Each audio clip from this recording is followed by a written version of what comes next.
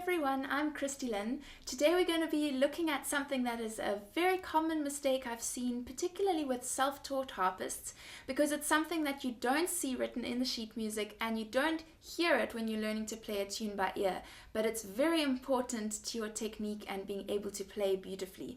So I'm going to explain the concept to you, and then I'm going to take you through an exercise, or really a piece I've written, where you can put this into practice and really work at it within the context of this piece, and then hopefully you'll be able to apply it to other areas of your playing. So in preparation, I've given you a free download of this piece we're going to be working on, so have a look in the description box and download and print that in preparation, and then we'll work on it together at the end of this video. So the concept I'm talking about today is really how we place our fingers on the strings before we play groups of notes one by one. So for example, maybe we'll play 4 notes in a row, 4, 3, 2, 1. Or it might be an arpeggio. It can also happen with groups of 3 fingers in a row, so 3, 2, 1. Or even 2, 1. And the same thing applies when we're playing 1, 2, 3, going down in the hand. So 1, 2, 3, 4, or same with 3. So you've seen those finger movements now. What I commonly see when we're making the mistake is to play each finger one by one.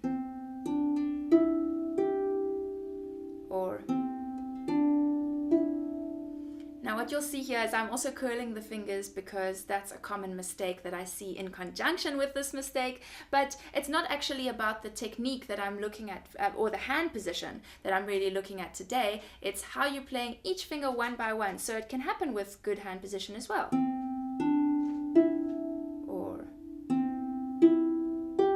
we really want to rather make sure that we've actually placed those fingers all together before we start playing. Now, why is this? Why is this something important? It kind of seems arbitrary, and it's really kind of the obvious way of playing is to just play each finger one by one, particularly if you come from a background of playing guitar, because when we're picking on the guitar, we just pick with each finger one by one. But with the harp, this really puts us at a back foot, on a back foot, is that the right thing to say? Because it's really going to limit us in how beautifully we play and what complex pieces we're able to play at a later stage. And the reason for this is because when we place all our fingers at the same time, and we get this feeling of being grounded on the strings, like we're constantly gripping the strings wherever we're playing, and it really makes it feel more secure, rather than having to kind of find where the strings are each time we pluck a finger one by one. So this feeling of control means that we can play with a more beautiful tone, rather than I'm able to really kind of squeeze the strings and make a beautiful sound. It also gives us the ability to play with expression more easily. So, for example, if I want to get louder as I'm going through these notes, or maybe I want to get softer,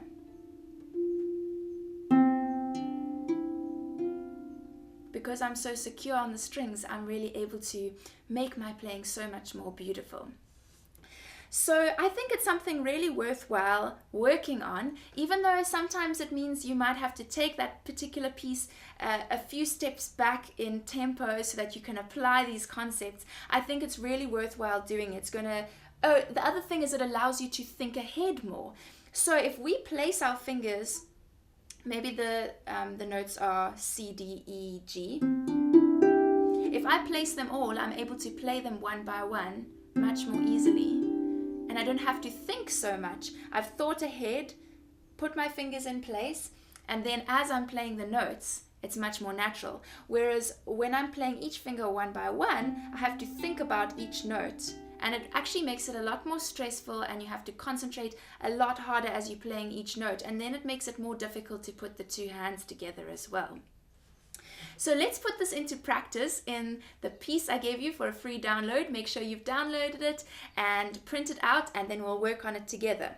So what you'll see in this piece is groups of 3 notes, 3, 2, 1 in the left hand and 3, 2, 1 in the right hand, and they're kind of in triads: a C triad, which is C, E, G, an F triad, which is F, A, C, and a G triad, which is G, B, D. And then we also later on in the piece have an A minor triad, so it's A, C, E. So as you'll hear, I'm in C major, no sharps or flats. So if your harp is tuned in C, then all your levers will be down. And now let's have a look at the right hand first. So we're going to have first the C triad, C, E, G. So you make sure that you have all your fingers placing directly onto the strings at the same time. We don't want to have one finger at a time. We want to place them all together. And when we place those fingers, make sure that you're opening up your hand so that the thumb is up and the fingers are pointing down, just like that.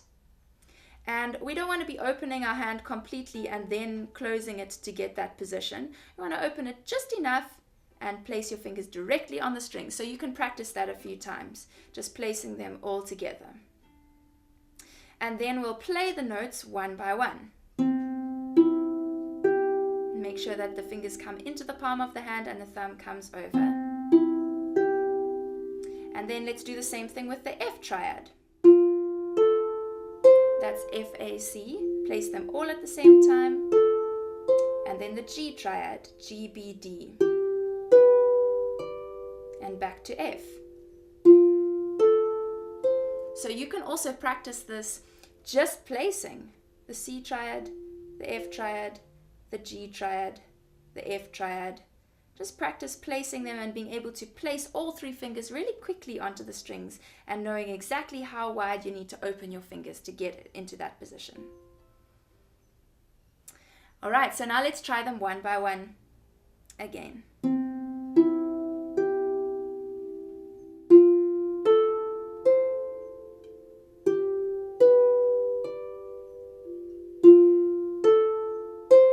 So now you've got an idea of the notes. We're going to have the same thing in the left hand. So let's practice getting the left hand onto those strings, opening it just enough and placing them all 3 on the strings at the same time. And then the F triad, and then the G triad, and then the F triad. Great! You're doing well. So now let's do one hand at a time, coming straight after each other. So we're going to have C, E, G in the left hand and then C, E, G in the right hand.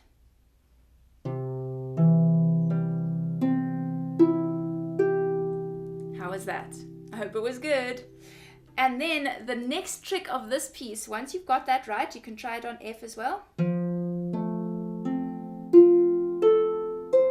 And now let's do it on G. Place them all.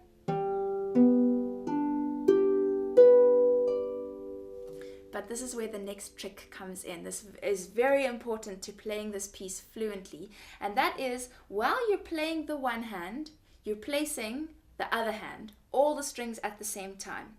So, for example, once I'll place them all at the beginning, all of them on the C triad. But once I've finished playing C, E, G in the left hand, and I'm going to start the right hand, and as I'm playing the right hand, I need to place the left hand on the next set of notes, which is the F, A, C. And then as I'm playing F, A, C, I need to place my right hand. And then my left hand is going to be placed for the G. And then my right hand. And then my left hand is going to be placed for the next set. So we're really thinking ahead. It's kind of like when you're learning to read out loud. You can't, when you start reading out loud, you look at one word and you say it, then you look at the next word, dog, the next word, runs. But what we really want to be doing is that you've looked at the whole sentence, the dog runs, before you start saying it. the dog runs, and then you can continue with the next sentence and the next sentence. So that's what we're doing here. As the right hand is playing, the next hand is preparing for the next set of notes, and it continues in that pattern. So let's do it very slowly together.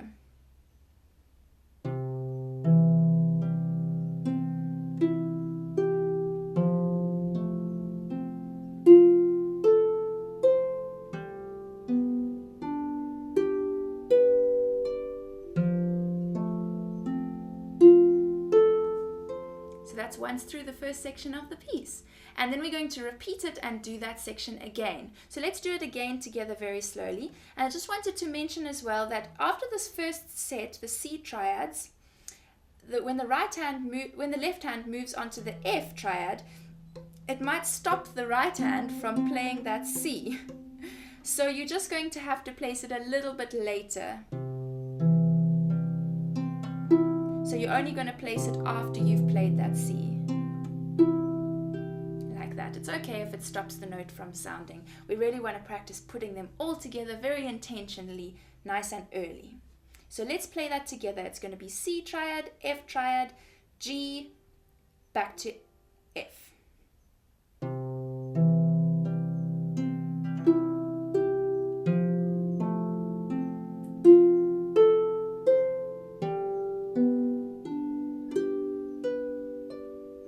Let's repeat.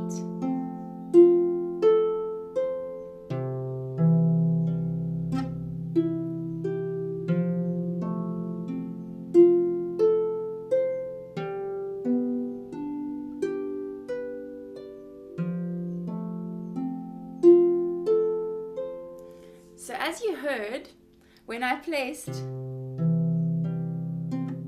you heard like kind of a buzzing sound. Don't worry too much about that. For this piece, we really want, it's most important that you're preparing in advance and that you're placing early. If it means there's a little bit of buzzing, don't stress about it. That's all right. Now the second part of the piece is going from A minor, so an A triad, to G, to F, and back up to G. So let's try that. We're applying all the same concepts. There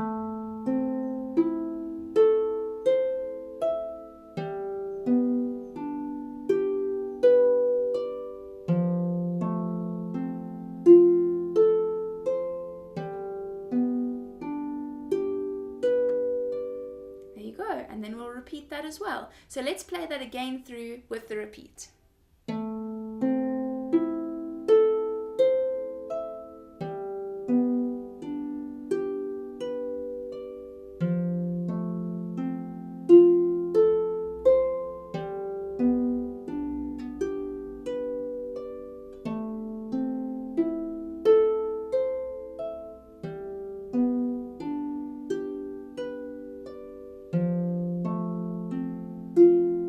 Now we're going to get ready for the next section, going back to the beginning.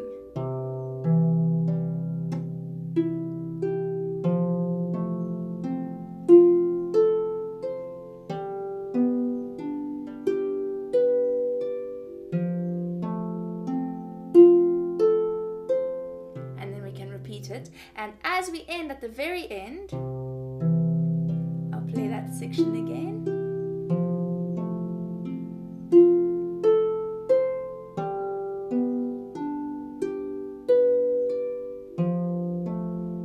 We're going to end with a nice big C arpeggio.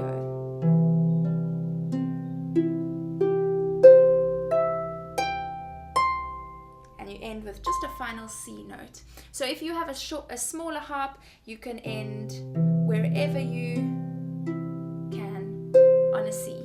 Or maybe it will be like this. And any C to end it off.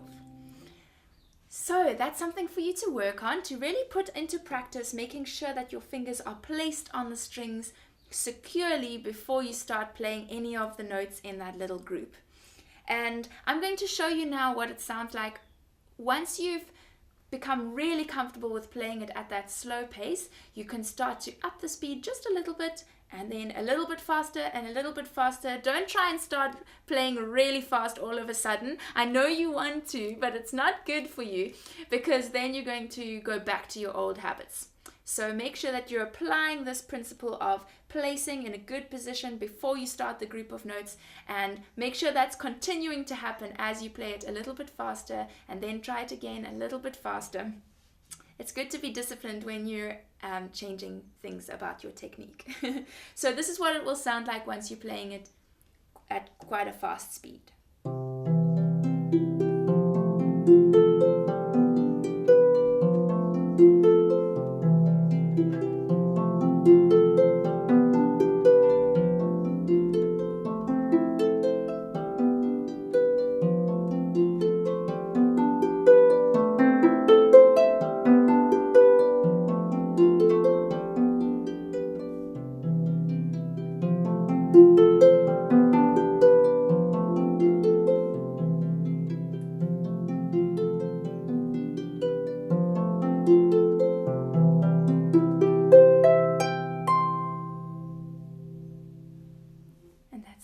For you.